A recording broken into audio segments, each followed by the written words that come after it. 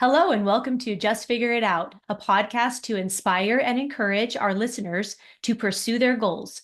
This is done by sharing stories and experiences from each guest about how they made definite goals, how they failed and succeeded, but never gave up. In essence, how they just figured it out. My name is Jen McAllister, the host, also the owner of Rise CPA and Accountants. And today I'm excited to have Dallas Collis with us. He is an author of 4 books, a life extension trainer, and an emotional baggage handler. Those are really fun titles that open up a big, oh, well, tell me about that. So, anyways, Dallas, thank you for joining today. Wonderful to be here, Jen. Thanks for inviting me. Before we began, Dallas and I talked for a minute. And so I'm just going to jump right in with tell us your story. All right. We are, for me, a collection of stories, is who we become through the years, all of our experiences, hence baggage, things we carry with us. I, like many people, not uniquely, was abused as a child, emotionally and physically. Was told for a long time that I was stupid, I was no good, I didn't measure up, I wasn't good enough. And I lived that way for 50 odd years, believing I just wasn't any good. And I would continually fail because I lived up to the story I believed about myself. I probably started a dozen businesses over the years, always trying to do that because I couldn't work for people. I had a real problem with authority and someone telling me that, I guess because so much pain of being told I was no good. I then got into a 25-year marriage where my wife and I ran a business. We're successful to the world looking in. House, cars, vacations, 2 kids. Anyone looking in would think, oh, this is your successful story. But under the roof of that house was a nightmare. 2 alcoholics fighting like cats and dogs every day. You know, the damage we did to our kids, I carry it for the rest of my life. A lot of pain. And then in July of 2000, I got lucky. It was the best day of my life. I woke up that morning with cancer. And that began a 1-year journey of dealing with cancer, of losing my wife, my house, my business, my family, having to deal with my alcoholism, and waking up 1 year to the day later in a 1-bedroom basement suite of an old house my sister owns, and pretty much suicidal. And the greatest thing that could ever have happened to me, because everything begins from there. That's when life began. Okay, So you're making me pretty emotional. it's um, an emotional journey. yeah, I mean, for one, gosh, the way that we view the things that happen to us in life, happen for us in life, Yep. it is up to us to rewrite the story, to determine what the story is, and for you to say that that was the best day of your life, that that gives me chills. I It mean, is a yeah. choice. You know, we have a choice to look at our story and decide what it means to us and what we're going to believe about it. Because my whole work since then has been to look back at that story, re examine it, understand it was a script written for me, very rarely by me, but I accepted it and believed it. So, why, the question comes to me, I could not examine it and say, what if it didn't mean that? What if that struggle meant I was stronger? What if that experience meant I learn things and I grow from them? And if I rewrite my script, who's got the law that says you can't do that? And so my entire history is not trauma. It's just an experience that I can pick up and mold to shape it the way I want it. And once I did that, everything changed. I realized my past had nothing to do with me. Only if I hold it and keep it in front of me and live in it is it important. That is so key. Oftentimes, I mean, there's a balance between, we're not telling people to pretend like it never happened, right? Like Right. all of the trauma and trials, but we get to reframe it. Um, Exactly. just because it happened and we have believed this is the way it was, there is no reason that we can't go back and reframe it. And again, not saying that we're telling ourselves it didn't happen, but No, we no. we get to, I'm going to say it for the third time, we get to reframe it. Yeah. You can't change reality, Hmm. but you don't have to live in a past reality. That's the difference. Because I was traumatized then. I'm not right now. Nothing's happening to me right now. So if I bring myself to this awareness of living right now, that is not a part of me anymore. That's what baggage handling is, putting down those bags and saying, I don't have to carry them. We see so many people that are almost hunched over physically by the weight of the baggage they carry from the past. And there is no reason. And you wake up and go, wow, I'm 60 years old and I can start over.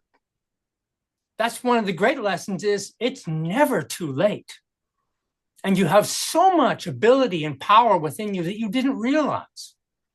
When I was at the very bottom is when I found out, wow, if that doesn't kill me, nothing will. What do I have to fear? It can really change your focus incredibly powerfully when you realize there is nothing to fear. And fear is one of the greatest heavy bags that hold people down and hold them back. Afraid to start a business, afraid to start a podcast, afraid to stand up and say what you think, because what will people think? Those Yes. fears that just don't exist once you get far enough through suffering that it wakes you up and says, what are you worried about? So you mentioned, a full year later, July 2021. Um, Please pick up from there. I'm wondering if that's a pivotal moment, or yeah, please start from there. A year Uh, after you knew you had cancer. yeah, I guess the pivotal moment there is deciding not to take my life. And why does that happen? I couldn't tell you because people do take their life. And for me, it seemed like a simple thing I could have chosen. But I simply started walking. And I mean that metaphorically. Just put a foot in front and go forward. Start eating a little better. I started exercising. I started going for walks every day. I think that's one of the pivotal things that changed my life is just forcing myself to walk out that door at 6 a.m. every morning and go walk for 30 minutes. It just began setting a tone over time. The hardest thing then was to end the drinking. That was by far the most difficult thing, harder than cancer, harder than anything else I've faced, because addiction is so powerful in the moment it's destroying you. You're conscious that it's destroying you, and you still don't change. I do a lot in addiction talking to people, and I talk about the story of driving up to the liquor store. And my head, the voice is going, don't go get a drink. You don't need to do this. And sitting in the car, yeah, you're right. I don't need to get this drink. And then I'm getting out of the car. And I'm with that voice going, don't do it. Don't walk in. Do not walk in that door. And I walk in that door. Do not pick up that. I pick up that bottle. And it's this amazing struggle between this mind and your action. And when I finally got to the point, just like the baggage, I went through the same process with addiction and said, this thing I've only given power to. It has no power on its own. It has none. And I consciously get to the point where I realized it has no power. It just ended. I just didn't pick up the bottle one day and never did again. It just ended. I never had a craving. Wow. And I really believe it's that moment when you look, everything is about your past. So many people live constantly in their past, regretting what they've done, what they didn't do, what people did to them, what they've done to someone. And they're always in this emotional, distressful place. And the reality is, it has no power over you. It is just a belief. And all we have to do is bring ourselves here to this moment and understand what can possibly happen. The sun comes up again tomorrow morning, no matter what you do. I don't care if business went bad today. I didn't make the sale. I didn't convince someone of something. Tomorrow I do it over again. Every day is an opportunity just to make it what you want. So bring yourself to this place. Get out of that past. And the future is a big problem for a lot of people too, because they're constantly living here, thinking about there. What will I do tomorrow? What do I need to do next? Oh, I've got a meeting coming up. Oh, I've got to do this. Constantly living, thinking about where they're going to be, not where they are. So all my work is bringing people to be here, be right here. Yes, I love that. That resonates with me so much. I want to share a thought that's just kind of been rolling around and then back here, which is I just keep thinking today is the first day of the rest of your life. Yeah. And I mean that in the sense of, like you've been saying, forget about the past. There's nothing that you can do to change it. You're not too young, too old, too anything. No. Time doesn't matter because today is the first day of the rest of your life. Yeah. And then, back to what you said, but live in today.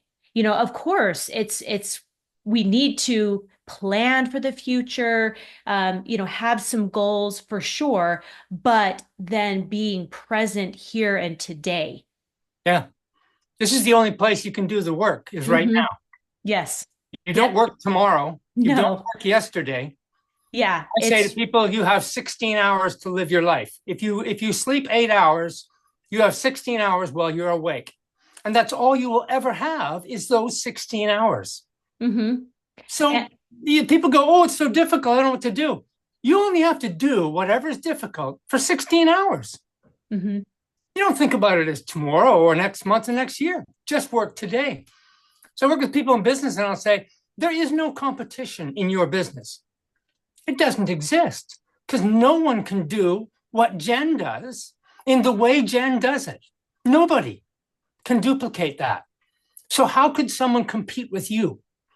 Your only competition is ever with yourself to do the work that is great for me and for my client in service this day, this 16 hours. Yes. And if we could all just believe that and understand that there is nobody else like you. Yes. And, when you start comparing yourself to other people, that just does no good.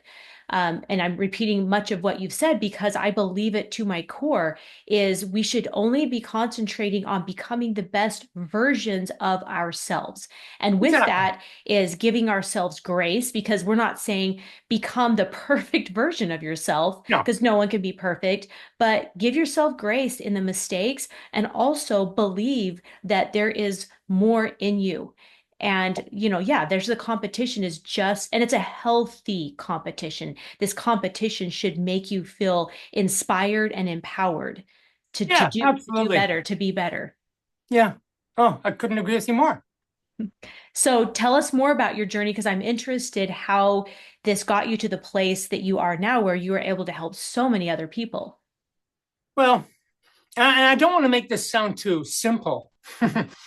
This, being present and not worrying about the past or the future, because it takes a lot of effort and a lot of practice, but, there's a big thing today, manifestation. Manifest your dreams, blah, blah, bring into reality.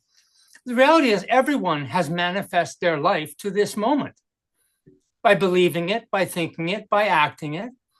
So you do nothing different by moving forward in a better way. So as I got healthier, eating better, exercising a lot, I'm a bit of a maniac now about exercise, and talking to more people, this is where the longevity stuff started to come in. People my age would go, "Whoa, what are you doing?" Because it was obvious. I mean, there are people my age who look like they're 90. Mm-hmm. And it's, so many common diseases people have. And it just comes from mainly a sedentary lifestyle and eating a lot of garbage. But the next step started coming, which was mental and mental health. And what we're talking about today is what's our mind? Where are we thinking? Where are we focused? What do we want? Everything is about our mind. There are people who go to the gym every day and look really healthy and are a mental mess. There are people who eat really well and have all sorts of problems in relationships and everywhere else. This roundedness comes first from this thing being right. Mm-hmm. Everything else will fall into place. As long as you get this calm down mind, we take things so seriously, so importantly. That's why I go back, and the sun comes up tomorrow, and what did it all mean yesterday? Mm-hmm. It's gone. Carry on. We just get so wrapped up, and we have a whole culture around us telling us you have to be better, you have to be more, you have to get more, succeed more. This pressure pushes people into boxes that they just get so overwhelmed in. Mm-hmm. And the reality is, you're not more than you are right here, right now. Just let yourself be the honest expression of yourself. That's where all your happiness is ever going to be found. And what anyone else thinks doesn't matter in the end. I love that you point out that word more, because that can cause stress, like you need to be more this, more that. But I think, and the being still and understanding what is right for me. For example, if I've always wanted to be a business owner, then for me, like if that's my dream, then I do want more, meaning I want to become a business owner. But Sure. anyone listening to this podcast, that does not mean you have to be, the ultra fit person or the ultra business owner or the, Right. Anything. It really is based on, what do you really want? Not what other people want for you, but what do you really want? And that is so different for every single person. And then when you can answer, and it's not just one thing, it's so many things, but in the moment, what is the one thing that you want? And then you have to ask, why? Why am I passionate about that? And dig deeper and deeper and deeper. Because when we're so busy, we're often just being told by family, friends, social media, you need to do this, you need to do this. And we just go through the motions as quickly as possible without allowing ourselves that time to reflect, be still, be mindful, and to get real with what we really want. Yeah. Yeah. And you keyed on the word more, and it's not just wanting more, but believing we are enough. Mm-hmm. That more is, I am more of me for me. Be a little bit selfish. You have to look after yourself so you can be there for others. Yes. Otherwise, so many people are victims. They're constantly doing something for someone else or for some other reason, but it's not for themselves. And they are actually hurting themselves. We need to be somewhat selfish and selfless. Mm-hmm. The balance of everything that works together. We all give and get. You're going to receive just by giving a great service. I don't key on the outcome anymore. I used to be all about goals and what's going to happen if I do this? What will come back if I get this done? Now I don't so much, because I'll have a vision of what I want to be or go to, but then I leave it alone because I know the work is just here. And if all I do is give everything I can give, then it'll come in its natural way. And you just accept that. Yeah. And as soon as you get to that point where you accept reality as it is, not as you want it to be, and just do your work, focus on your work.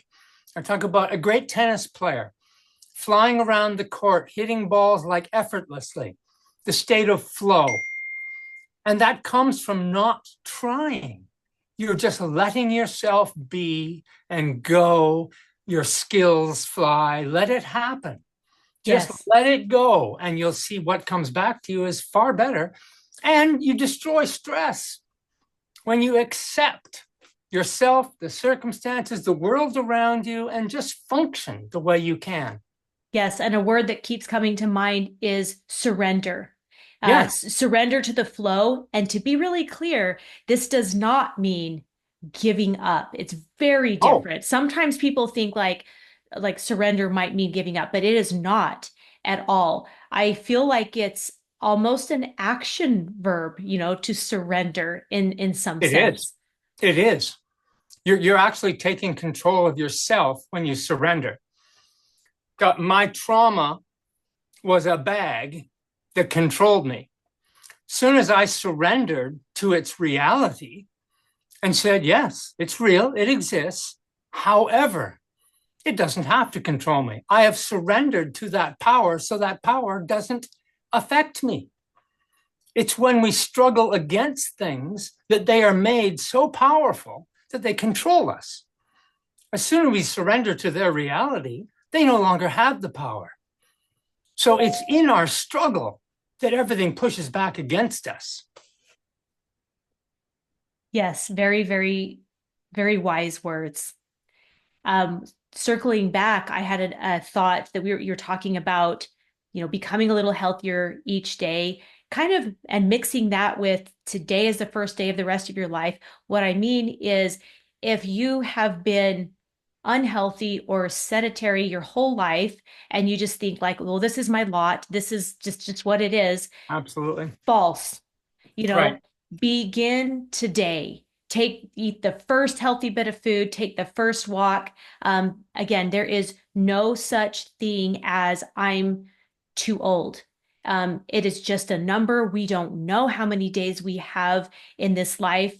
And every day is a gift. So treat your body like the gift that it is and start being good to your body if you aren't already, not just your physical body. Let me add, like we've been talking about, be good to your soul and your brain, your mental health. It's not just one dimensional. No, and this brings up the great contradictions we have in words. The English language is not great Mhm. because of this. Acceptance is an incredibly powerful thing to use in your life. But does that mean I should accept that I'm sitting in my lazy boy eating Doritos and watching videos all day and falling apart? No. And these are the contradictions of what acceptance is and isn't, because people will apply them in a very negative way. If you just said, oh, well, this is the way it is, nothing I can do about it, that's the giving up. That's not surrendering. Mhm. That's an acceptance that's incredibly negative. Surrendering is, I put myself in this position. I put myself in this chair. I Mhm. put myself with my hand in that bag of chips and my eyes on that screen. I did that. No one did that to me. So you can surrender to yourself and say, okay, I'm not going to beat myself up over it. I'm not going to label it and say I'm lazy, I'm fat, I'm out of shape, I'm sick. We label ourselves, and all it does is create resistance and hurt ourselves more. Instead, it's accept where you are and understand if you put yourself there, you can go wherever you want. If I can walk to the bathroom, I can walk there 10 times. I can finally walk out the door and go for a 10-minute walk, then 20, then 30. I can change everything by little baby steps and just keep working at them, because I'm the one who puts myself in a position, positive or negative. It's me. Mhm. I'm responsible for me, nobody else. Yes, And I can't be responsible for anyone else. I'm writing that down. Um, So, Dallas, there is so much more to you and your story. I mean, you've got an entire cancer journey. You have got extensive training. You've trained many people, and I just love life extension trainer. That's just so perfectly said. You've got 4 books. Again, there's so much more to you. So I would like you to tell our audience the different ways that they can connect with you and so they can see more the more there is to you. Yeah, well, it's at Dallas Calls, Facebook, Instagram. I post short videos, at least 1 or 2 a week on TikTok, where I find I have a great reach there with people our age. Mhm. For years, I thought TikTok was just for kids. Turns out, no, no, there's all ages on there. And wow, just to talk about believing in yourself connects with so many people who want to hear a message that says, I can believe in myself. Because we've got a culture saying, you may not be good enough. Look how great we are compared to you. Mhm. So, yeah, I'm at those places, dallascalls.com. All the Okay. usual suspects. Yes. Amazon Okay. books for any book on Amazon. And yeah, I can't say it enough to the listeners. Please get on and see the books that are available, learn more about Dallas because we have just touched the surface, and I know Yeah. you'll be inspired by following him, and it will do you well. So, and with that, Dallas, I just want to thank you sincerely for being with us today. Your words have been encouraging and inspiring, and it's just really been a pleasure. Well, I appreciate you, Jen. I appreciate what you're doing. I wanted to do a podcast and I just found it's so much work. So, yeah, I really admire you for doing it because I know it's not easy to do.